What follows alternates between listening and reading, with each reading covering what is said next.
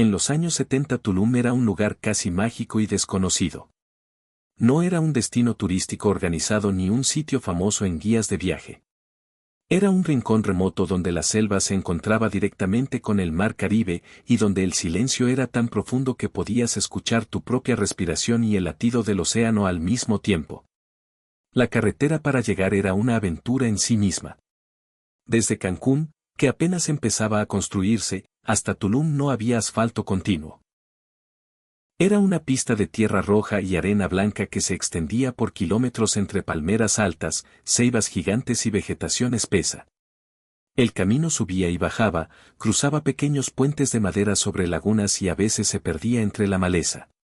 La gente llegaba en Jeep Wheelers viejos, en Volkswagen Van pintadas de colores vivos, en combis destartaladas o simplemente en camiones de carga que pasaban ocasionalmente.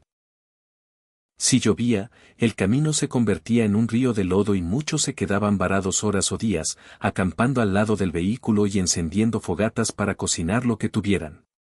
Cuando por fin llegabas a la zona de las ruinas, el impacto era inmediato, el mar aparecía de repente al final del acantilado, turquesa brillante, olas rompiendo suaves contra la arena blanca y las pirámides mayas emergiendo entre árboles como si hubieran estado allí esperando. La zona arqueológica era completamente abierta. No había entradas controladas, ni taquillas modernas, ni vallas. Entrabas caminando por senderos de tierra entre la selva, pagando a veces 5 o 10 pesos a un vigilante local que estaba sentado bajo una palapa, o simplemente pasando sin que nadie te dijera nada. Las estructuras mayas estaban cubiertas de enredaderas, musgo y flores silvestres. Iguanas grandes de colores tomaban el sol sobre las piedras calientes, cuatíes y mapaches cruzaban el camino sin miedo, y monos aulladores cantaban desde lo alto de los árboles al amanecer y al atardecer. Podías subir al castillo principal sin que nadie te detuviera, sentarte en la cima mirando el mar infinito y sentir que estabas en el borde del mundo. La playa frente a las ruinas era interminable y vacía.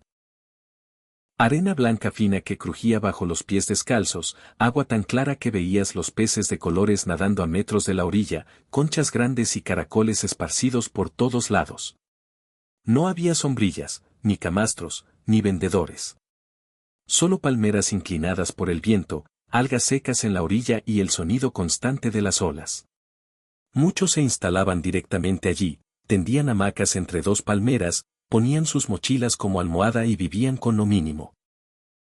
Se bañaban en el mar varias veces al día, recogían cocos caídos para beber el agua fresca y comer la pulpa, caminaban kilómetros sin ver a nadie y volvían al atardecer para ver cómo el sol se hundía en el horizonte pintando el cielo de naranja, rosa, morado y dorado durante casi una hora. La comida era sencilla, fresca y deliciosa. Los pescadores mayas de las comunidades cercanas, Akumal, Xcacel, Punta Allen, traían pescado recién sacado del mar, pargos, róbalos, sargos, pulpo.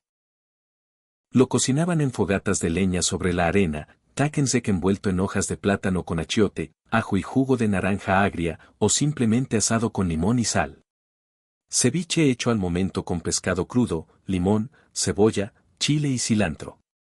Tortillas recién hechas en comal, frijoles refritos, queso fresco, plátanos maduros asados, mangos y papayas del monte. Todo se compartía.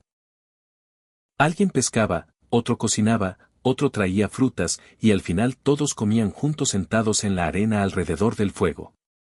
Las noches eran mágicas. Sin luces artificiales, el cielo se llenaba de estrellas tan brillantes que parecía que podías tocarlas.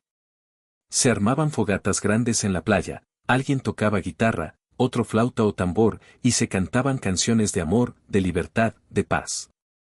Historias se contaban alrededor del fuego. Leyendas mayas que los locales compartían en voz baja, viajes que habían hecho por el mundo, sueños que querían cumplir.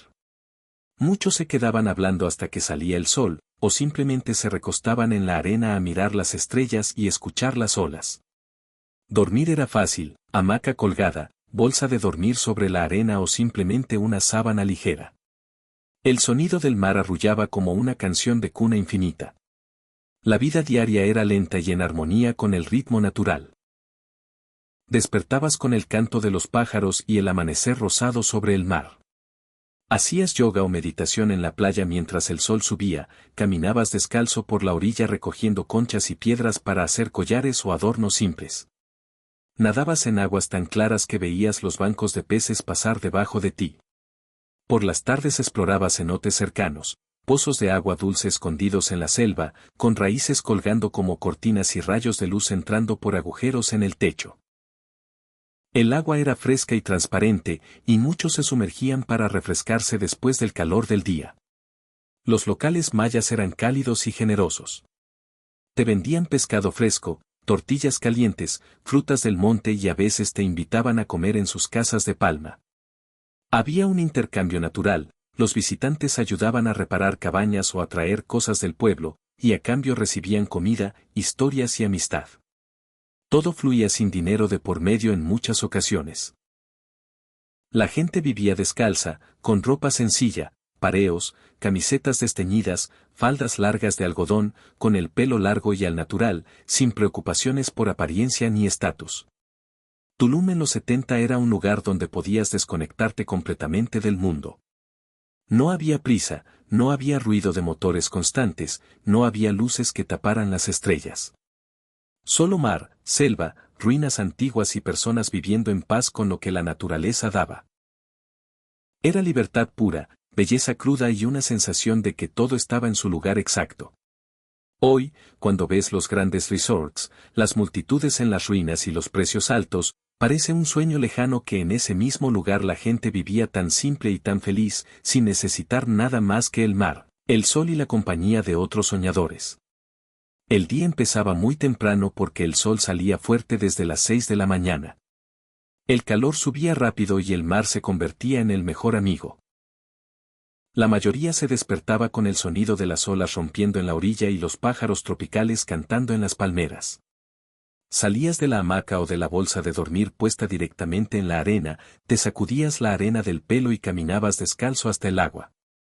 El mar estaba tibio, cristalino y vacío. Podías ver hasta el fondo los peces de colores, sargentos mayores amarillos, pez ángel azul, pargos rayados, nadando alrededor de tus piernas.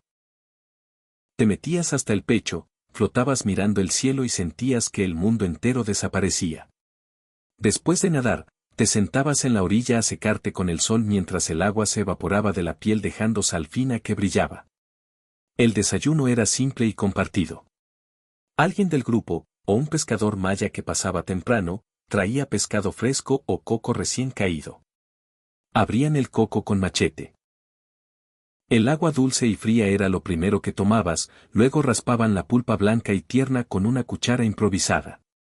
Tortillas calientes de un comal cercano, frijoles negros refritos con epazote, queso fresco envuelto en hoja de plátano, plátanos maduros asados en las brasas de la fogata de la noche anterior, mangos o papayas que alguien había recolectado en el monte. Todo se comía sentado en la arena o en troncos de palmera caídos, con las manos o con tortillas como plato. Nadie tenía platos ni cubiertos, todo era con los dedos y risas. Por la mañana muchos caminaban hacia los cenotes cercanos. Los cenotes eran pozos naturales de agua dulce escondidos en la selva, a 10 a 20 minutos caminando por senderos de tierra roja entre árboles de ceiba y bejucos. El agua era fría y transparente, con rayos de sol entrando por agujeros en el techo de roca y raíces colgando como cortinas. Te sumergías despacio porque el contraste con el calor de afuera era fuerte. Nadabas en círculos, flotabas mirando las estalactitas arriba y sentías el agua dulce lavando la sal del mar de la piel. Algunos se quedaban horas allí, meditando o simplemente flotando en silencio. Otros buceaban con goggles improvisados, unos lentes de natación viejos, para ver los peces ciegos y las formaciones de roca en el fondo. Al mediodía el calor era intenso. La gente buscaba sombra bajo las palmeras o dentro de las cabañas. Muchos se echaban hamacas y dormían la siesta con el sonido del viento moviendo las hojas y el mar de fondo. Otros leían libros traídos en la mochila, sobre misticismo, budismo, mayas o poesía, escribían en diarios con lápiz o tocaban guitarra suave. No había prisa, el tiempo pasaba lento, como si las horas se estiraran.